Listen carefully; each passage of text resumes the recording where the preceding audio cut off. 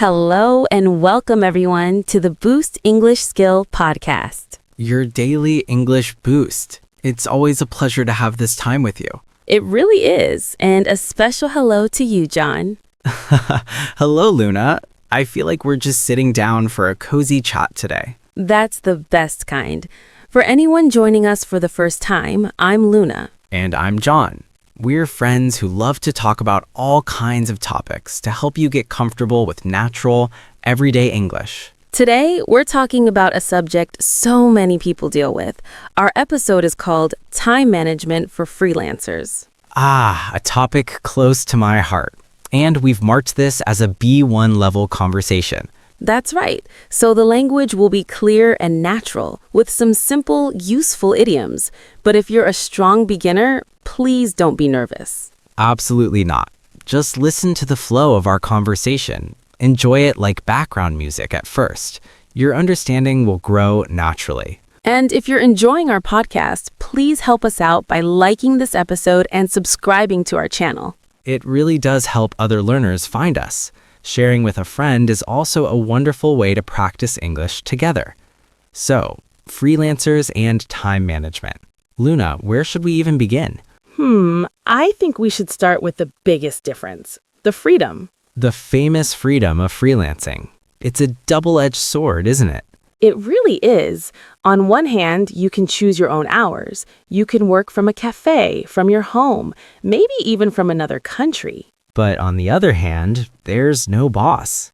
No one telling you when to start, when to stop, what to do next. Exactly. And that lack of structure is where time can just vanish. I remember my first year freelancing, I felt so free. And how did that go? Terribly, to be honest. I would wake up late, check my email in bed, maybe start some work, then get distracted by laundry, then watch a little TV. Because you could. There was no one to say no. Right. And by the end of the day, I felt like I had been busy all day, but I had finished almost nothing important. I was productive in the wrong things. That's such a common story. The freedom becomes a trap. You have all the time in the world, so you manage none of it. Yes. So the first lesson, I think, is that freelancers need to create their own structure. They have to be their own boss in the best way. And that's a skill. It's not something we're born knowing. So let's talk about creating that structure. Where does a freelancer even start? I think they start with the calendar, a physical one or a digital one, but it has to be sacred. Sacred. That's a strong word. I mean it. The calendar is the boss. If it's on the calendar, it's a real appointment, even if the appointment is with yourself to do work. I see. So you don't just say, I'll work on that project today. You actually block out time for it on your calendar. Exactly. From 10 a.m. to 12 p.m., Project A. It's in the calendar. That time is now unavailable for anything else. That makes so much sense. It turns a vague intention into a concrete plan, and it fights that feeling of, I have so much to do, I don't know where to start. Precisely. Where to start is answered by your calendar. You just look at it and see what's first. Okay, so we have the calendar for blocking time. What about the actual list of tasks, the to-do list? That's the next piece. I am a big fan of having one master list somewhere, but the magic is not to look at the whole list every day. Oh, that's interesting. Why not? Because a master list can have 50 things on it. It's overwhelming. It can make you freeze. So each evening or first thing in the morning, you look at that master list and you choose. You choose what? You choose the 3 most important things for the next day. Just 3. You write those 3 things on a small piece of paper or in a separate app. Only 3? Only 3. If you finish them, you will feel like a champion. Anything else you do is a bonus. This is so important for morale. That's a great point. Freelancing can be lonely. You don't have a team cheering you on, so you need to create your own wins. Finishing 3 important things is a big win. It really is. And you know, this is also great English practice. Words like calendar, schedule, deadline, priority. These are super practical words for work life. They really are. You might need them for emails with clients or for planning your own week. Okay, so we have the calendar and the daily 3. What's a big enemy of this system for freelancers? The unpredictable. The client who calls with an urgent request in the middle of your planned work block. Oh, yes, the quick question that isn't quick at all. How do you handle that? This is about boundaries, and boundaries are the hardest part of time management for freelancers because you're afraid to say no. You're afraid the client will go somewhere else. Exactly. But I learned a gentle way to do it. I don't say, no, I can't talk. I say, I'm in the middle of focused work right now to meet your deadline. Can I call you back at 3 p.m. when I can give you my full attention? Oh, that's brilliant. You're not rejecting them. You're actually protecting the work you're doing for them, and you're showing them you have a schedule. Yes, most good clients respect that. It makes you look professional, not unavailable.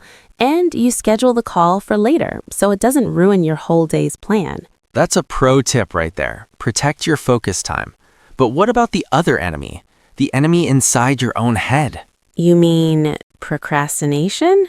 The big P, yes. When you're the boss, it's very easy to put things off. I'll start after one more coffee. I know that voice so well. My method for this is the 5-minute rule. What's that? If I'm avoiding a big, scary task, I tell myself I only have to do it for 5 minutes. Just 5.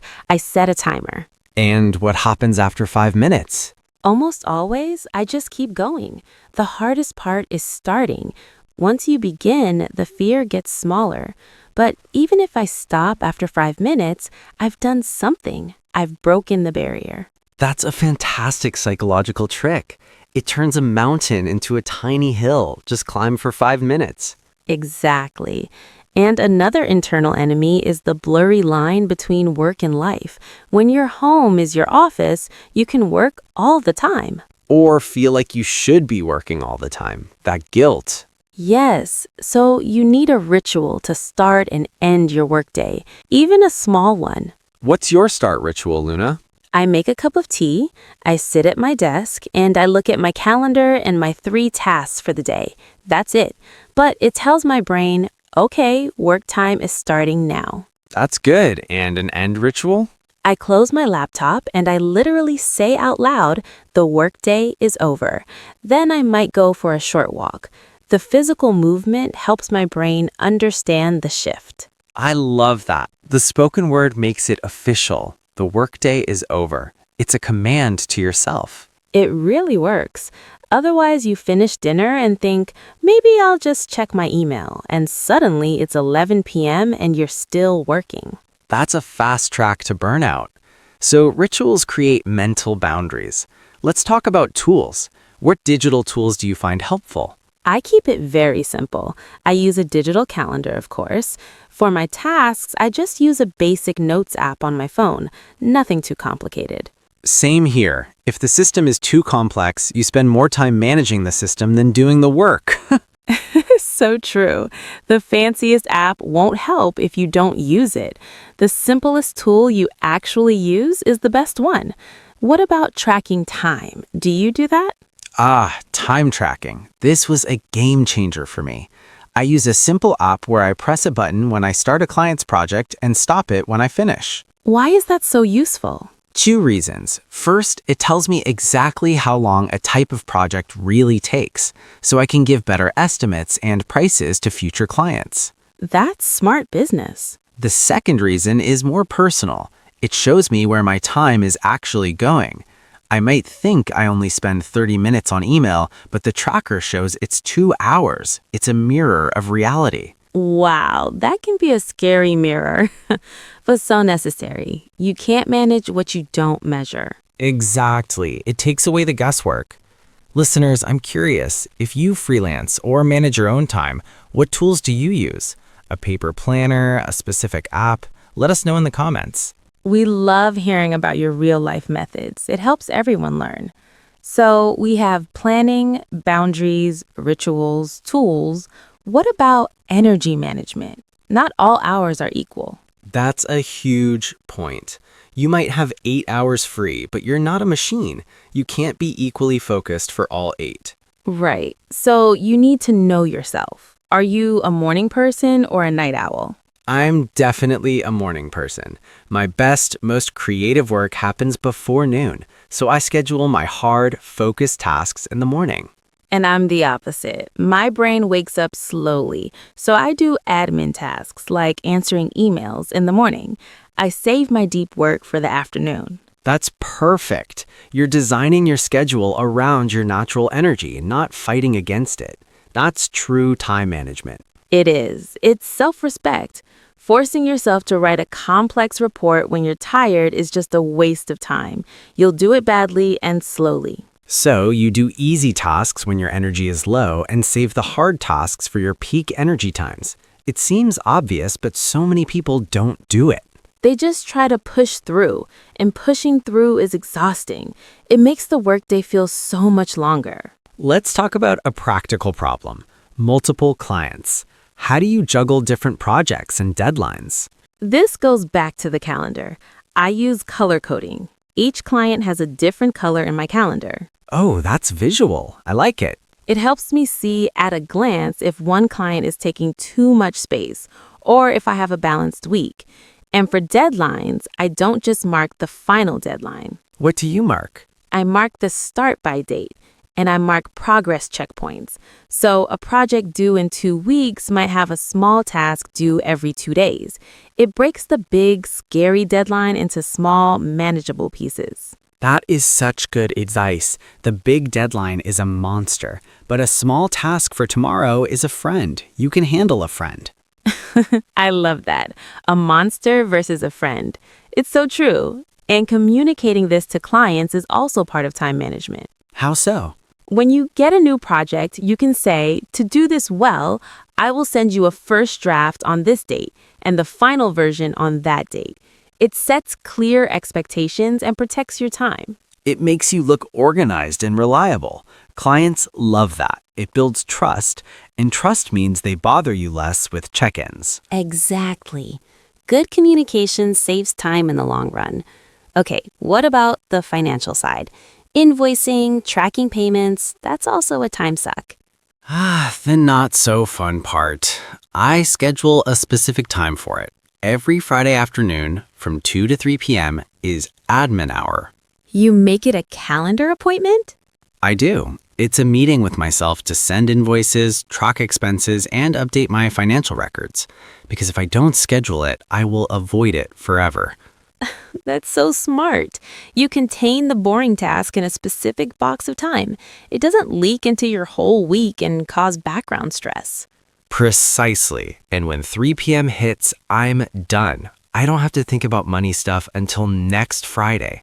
That must feel so freeing. I think we need to talk about a freelancer's secret shame, the empty day. The empty day. When you have no client work scheduled, it feels like a failure. But it's not. It's an opportunity. The key is to plan for it. If you have an empty day, what will you do with it? Otherwise, you'll just watch videos and feel guilty. So you plan it. An empty day can be for learning a new skill, updating your website, or even just resting deeply so you're ready for the next project. Yes, you give the empty day a job. Its job could be recharge. That's a valid, important job. This is all about taking control. You are the captain of your ship. You decide where it goes, even on calm seas. You don't just drift. That's a beautiful summary. Taking control. Not every day will go perfectly, but having a system means you can always return to it. It's your home base. So let's imagine a new freelancer is listening. They feel overwhelmed. What is the one tiny first step you would tell them to take tomorrow? I would say get a calendar, any calendar, and before you go to bed, write down just one important task for tomorrow. Block 1 hour of time to do it. Just one task, 1 hour. Yes, master that first. Then you can add the 3 tasks, the color coding, the rituals, but start small. Build the habit. That's excellent advice. Don't try to change everything at once. Just start with one new good habit. This has been such a rich discussion, John. I feel like we've only scratched the surface, but hopefully in a helpful way. I think so too. And talking through these practical problems in English is fantastic practice. You're learning the language for real-life situations like running your own business. That's so true. The vocabulary we use today is immediately useful. Well, we should start to wrap up our cozy chat. Any final thoughts on time management for the freelancer's heart and mind? I would say be kind to yourself. You are learning a new way to work. Some days will be messy. Forgive yourself, learn from it, and look at your calendar again tomorrow. I love that. Compassion is part of the system. Thank you, John. Thank you, Luna, and thank you everyone for listening. We know your time is precious, and we're honored you spent some of it with us. If this conversation was helpful, please let us know. Liking and subscribing to the Boost English Skill podcast helps us more than you know. And if you have your own time management tips, or if you're a freelancer with a question, please share it in the comments. We learn from you too. From both of us, take good care of your time and your energy. And we'll talk with you again soon. Bye for now. Goodbye, everyone. Remember, your daily English boost is right here whenever you need it.